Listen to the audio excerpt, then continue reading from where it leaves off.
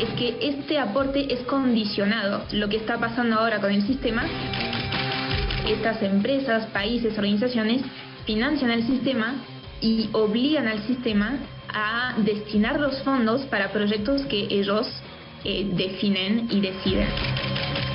Es posible que las ONGs, algunas orientadas a la comunidad LGTB y otras a la política, llámese por ejemplo IDL Reporteros, financien a la Comisión Interamericana de Derechos Humanos y a la Corte Interamericana de Derechos Humanos para imponer una agenda convenientemente a sus intereses? La OEA y el sistema interamericano debería enfocarse en las prioridades que hay en nuestra región y no lo está haciendo porque simplemente hay una agenda que les están imponiendo y que ellos también siguen. Si hasta hace poco teníamos la ligera sospecha de la forma en que administraban el dinero estas ONGs, hoy esa sospecha parece haber sido respondida. Y es que una investigación de Global Center for Human Rights sobre un periodo de 13 años ha puesto en evidencia de qué forma algunas empresas, países y ONGs financian a la Comisión Interamericana de Derechos Humanos y a la Corte para proyectos que ellos mismos definen. Después, en cuanto a ONGs, tenemos Fundación Arcus, que financia muchísimos proyectos. Es una fundación muy especializada en lo que es los derechos de las comunidades LGBT. Tenemos Freedom House, por ejemplo, tenemos la Fundación Ford, que financió incluso el año pasado, tenemos Oxfam, tenemos la Open Society también, que ya ni presentamos porque es muy conocida. En el Perú, la semana pasada la Comisión de Relaciones Exteriores del Congreso aprobó un dictamen con 12 votos a favor y 1 en contra que propone fortalecer a la Agencia Peruana de Cooperación Internacional, APSI, por sus siglas. Es decir, con este dictamen que todavía necesita ser aprobado en el Pleno del Congreso, se busca fortalecer la fiscalización de las llamadas organizaciones no gubernamentales, que, según los expertos, son evasoras de impuestos y tienen un claro objetivo político. Primero, porque muchas ONG se han convertido hoy en día en verdaderos laboratorios de activos. Lo segundo es el propósito de detener esta torrente de evasión de impuestos, mediante la cual cualquier persona que dice estar cumpliendo una misión social en provecho del desarrollo de nuestro país, simplemente no paga impuestos por tener una fundación o una organización no gubernamental.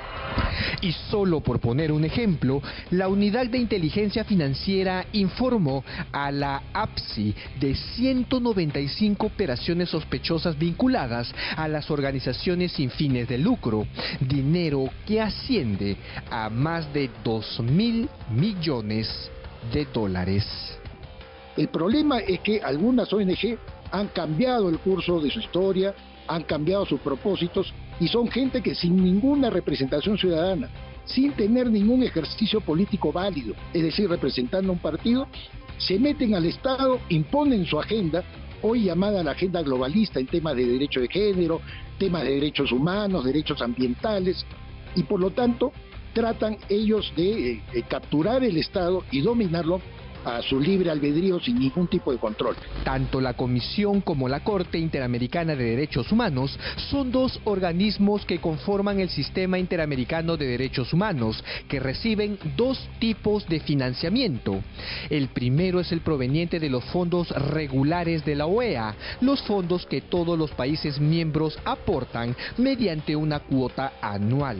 Sin embargo, el segundo financiamiento proviene de los aportes voluntarios o extraordinarios, es decir, pueden provenir de organizaciones, empresas y también de países. Con lo cual ahí tenemos una puerta abierta a que, cualquiera pueda aportar, y el riesgo y el peligro y lo que nosotros vimos cuando investigamos todos y cada uno de los informes anuales de la Comisión y de la Corte es que este aporte es condicionado. Lo que está pasando ahora con el sistema es que estas empresas, países, organizaciones financian el sistema y obligan al sistema a destinar los fondos para proyectos que ellos definen y deciden. No es un secreto que las ONGs han estado presentes en diferentes gobiernos, como por ejemplo en la gestión de Ollanta Humala, Vizcarra y Francisco Sagasti. Este último tuvo como primera ministra Violeta Bermúdez, rostro visible de la ONG feminista Manuela Ramos. Creo que es muy importante que todos los peruanos comprendan que no solamente hay gente que utiliza las ONG para capturar el poder sin tener ningún cargo electivo, sino que también enriquecen sus bolsillos sin que nadie pueda decirles esta boca es mía. ¿Por qué? Porque tienen un régimen en el que simplemente dan cuenta en términos muy globales y muy generales de los gastos efectuados, pero sin ninguna precisión, ninguna puntualidad. Intentamos comunicarnos con el canciller Javier González Olaichea para conocer su opinión acerca de este tema, pero nos dijeron que estaba fuera del país. Lo cierto es que se necesita fortalecer la fiscalización del trabajo que se viene realizando en las tan polémicas ONGs en el Perú.